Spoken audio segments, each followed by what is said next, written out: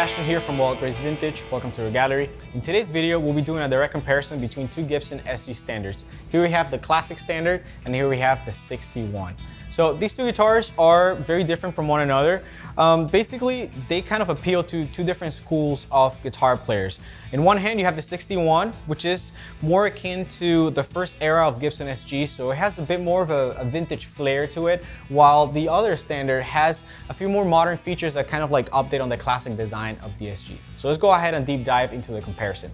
So what I'm holding is a 61. As you can see, this one comes in this silver mist metallic color that just looks fantastic. They're also offering in multiple other colors this year, besides from the classic cherry red, and it just feels really, really good. It's an instrument that, again, if you're into vintage guitars, you're gonna love right away. The first thing, as you can see, is that this one does not have a bat wing pickguard. In fact, it has the half pickguard, which means that the pickups are mounted on the body, while on the other classic, they're mounted on the pickguard. The other thing that you can notice right away is that the headstock on this guitar has Gibson Deluxe tuners with tulip tips, whether this one has Grover tuners. I would say that this is a difference that is mainly just aesthetic. I wouldn't say that the Grovers are superior to the Deluxe, as maybe it might have been once upon a time, but their design tends to be pretty much identical. They work very similar to one another. So it's not a matter of upgrading your guitar or not, it's a matter of which one you prefer aesthetically. The other thing that you see is that the body on this SG is quite thin compared to the other one, which has been made a little bit thicker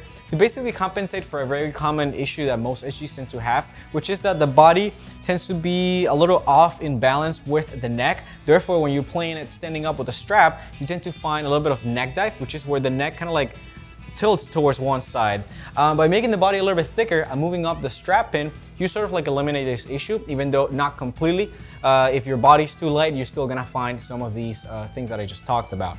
The other thing would be neck profile. The 61 has a slim taper profile, which was, again, a lot more similar to the necks that Gibson was shipping out in the early 60s, versus the other standard that has a much thicker neck profile that has a feel that is a lot similar to a 58 or a 59 reissue in a way. Then going into the electronics of the guitar, this is where you can really tell a big difference between these two. The 61 has 60 burst buckers, while the other one has 490Rs and 490AT pickups.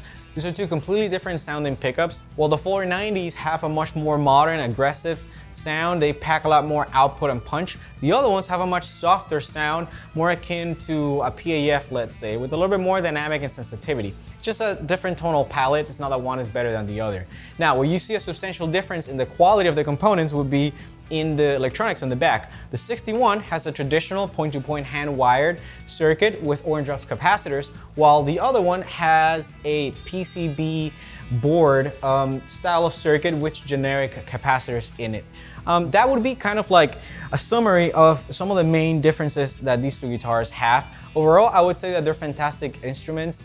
My personal choice would be the feel of the classic standard, just because I like the more balanced body with the thicker neck. However, I prefer the sound and the quality of the electronics of the 61. But either way, these are two fantastic instruments that offer tons of value, and they definitely are worth considering if you're looking for a USA-made Gibson that has, you know, that quality, that tone, and that feel. These are amazing instruments. I would definitely recommend them to anybody.